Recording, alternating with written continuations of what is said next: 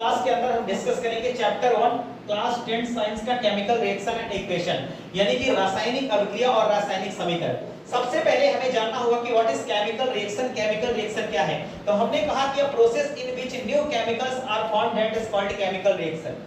ठीक है, जब भी हम केमिकल रिएक्शन की बात करते हैं तो जब हम किसी भी रासायनिक अभिक्रिया के अंदर दो या दो से अधिक पदार्थों को संयोग करते हैं और एक नया पदार्थ फॉर्म करते हैं, एक नया पदार्थ बन जाता है, तो उसे हम क्या कहते हैं? रासायनिक अभिक्रिया।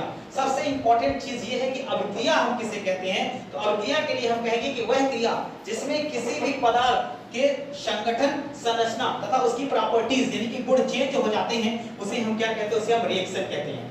अब इसके बाद हमें जानना होगा कि हमें किसी भी रिएक्शन को रिप्रेजेंट कैसे करते हैं।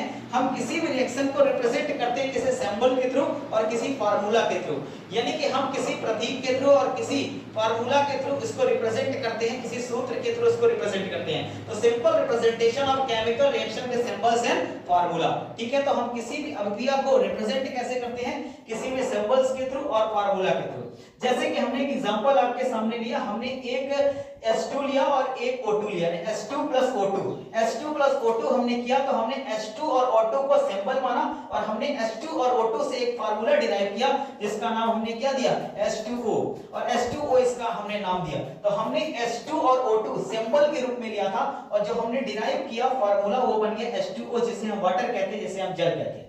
ठीक है, इसके तुरंत बाद हमने जाना कि किसी भी अभिक्रिया, किसी भी केमिकल रिएक्शन की कैरेक्टरिस्टिक्स क्या होती हैं, कौन-कौन से गुण होते हैं। तो इसके 5 टाइप्स होते हैं, FECTS। ठीक है, फैक्ट्स नहीं, FECTS इसको पढ़ेंगे। तो सबसे पहले हमने S की बात की, यानी कि स्टेट ऑफ चेंज, फिर हमने बात की कि टेंपरेचर चेंज की बात की। ठीक है, इसके बाद हमने कलर चेंज की बात की और इसके तुरंत बाद हमने बात की इवोल्यूशन ऑफ गैसेस की और इसके बाद हमने फॉर्मेशन ऑफ प्रेसिपिटेंट्स की बात की। ठीक है, यानी हमने बहुत सिंपल तरीके से कहा कि किसी भी अभिक्रिया को हम कब पहचानेंगे कहीं पर रासायनिक अभिक्रिया हुई है कि नहीं। तो इसके लिए 4 रीजन है: अवस्था में परिवर्तन, रंग में परिवर्तन, तापमान में परिवर्तन और गैस का निष्कासन। यदि कहीं पर गैस का निष्कासन हो रहा है या फिर तापमान में चेंजेस आ रहा है या कहीं पर कलर चेंज हो रहा या कहीं पर चेंज ऑफ स्टेट, अवस्था में परिवर्तन हो रहा, तो हम समझ जाएंगे कि वहां पर रासायनिक अभिक्रिया हुई है। इसके बाद हम तुरंत अगली चीज पर जाते हैं और हमने एक रिएक्शन लिखने की कोशिश की। हमने वो रिएक्शन लिखा, मान लीजिए हमारे सामने A2 plus B2 है। तो हमें ये चीज ध्यान रखना होता है कि जब हम किसी भी केमिकल रिएक्शन में जो हमारे लेफ्ट हैंड की तरफ चीजें होती हैं, यानी जो चीजें एरो के लेफ्ट हैंड की तरफ होती हैं, उन्हें हम रिएक्टेंट कहते हैं, यानी अभिकारक कहते हैं। और जो चीजें हमारे राइट हैंड की तरफ होती हैं, यानी एरो के राइट हैंड की तरफ होती हैं, उन्हें हम उत्पाद कहते हैं, उन्हें हम क्या कहते हैं? उन्हें हम प्रोडक्ट्स कहते हैं। कई बार हम हिंदी में क्रियाकारक भी कहते हैं, किसको? रिएक्शंस को, यानी कि अभिकारक को। तो हमें ये ध्यान रखना होता है कि जब हम किसी अभिक्रिया को बैलेंस करते हैं, किसी रिएक्शन को बैलेंस करते हैं, तो हमें ये बात ध्यान रखना होगा कि LHS RHS के इक्वल होना चाहिए, यानी LHS इक्वल टू RHS।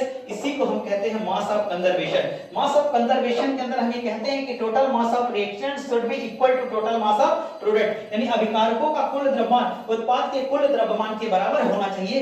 इसे ही हम कहते हैं द्रव्यमान संरक्षण का नियम, जिसे दिया था वैज्ञानिक लेवोजियर ने और लैंडलोट ने इसका परीक्षण किया था। ठीक है, क्लास 11 का चैप्टर नंबर 1 पढ़ेंगे, तो आप इसके अंदर पढ़ेंगे कि जब मास ऑफ कंजर्वेशन वहां पर पढ़ने की कोशिश करेंगे। तो मास ऑफ कंजर्वेशन को अगर एक लाइन में कहें तो यही होगा कि अभिकारकों, क्रियाकारकों का कुल द्रव्यमान उत्पाद के कुल द्रव्यमान की क्या होता है? बराबर। इसी वजह से हम किसी भी अभिक्रिया को बैलेंस करते हैं। तो किसी अभिक्रिया को बैलेंस क्यों किया जाता है?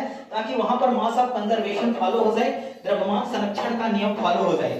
तो हमने एक एग्जांपल लिया और हमने कहा कि एक एग्जांपल के अंदर हमने रिएक्शन कराई, A plus B हमने एक प्रोडक्ट लिया और हमें मिला C plus D। तो हमने सपोज किया कि प्रोडक्ट A plus B का जो वेट है वो 180 ग्राम है। तो इसी प्रकार C plus D का वेट भी किसके इक्वल होना चाहिए? 180 के इक्वल होना चाहिए।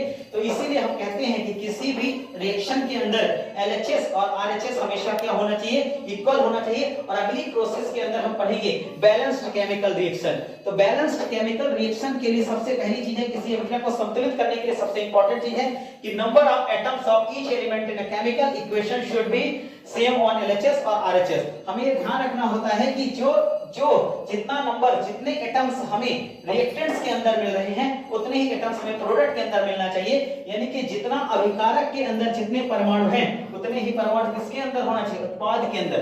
ये बहुत ही सिंपल चीज है। तो केमिकल रिएक्शन को बैलेंस करने के लिए हमने एक एग्जांपल लिया A2 + B2।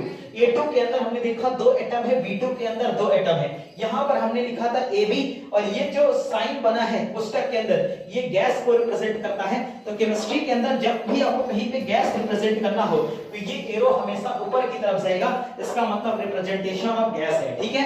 तो हमने कहा कि अब हमें यहाँ पर हमने AB लिखा है, तो हमें A2 को और B2 को इक्वल करना होगा। तो A2 के अंदर 2 एटम है और B2 के अंदर भी 2 एटम है। तो अगर हम यहाँ पर 2 जोड़ दें तो ऑब्वियस सी बात है हमारे सामने A भी 2 हो जाएगा और B भी 2 हो जाएगा, और इस अभिक्रिया के अंदर LHS = RHS हो जाएगा, और अभिक्रिया क्या देखने को मिलेगी, अभिक्रिया बैलेंस देखने को मिलेगी।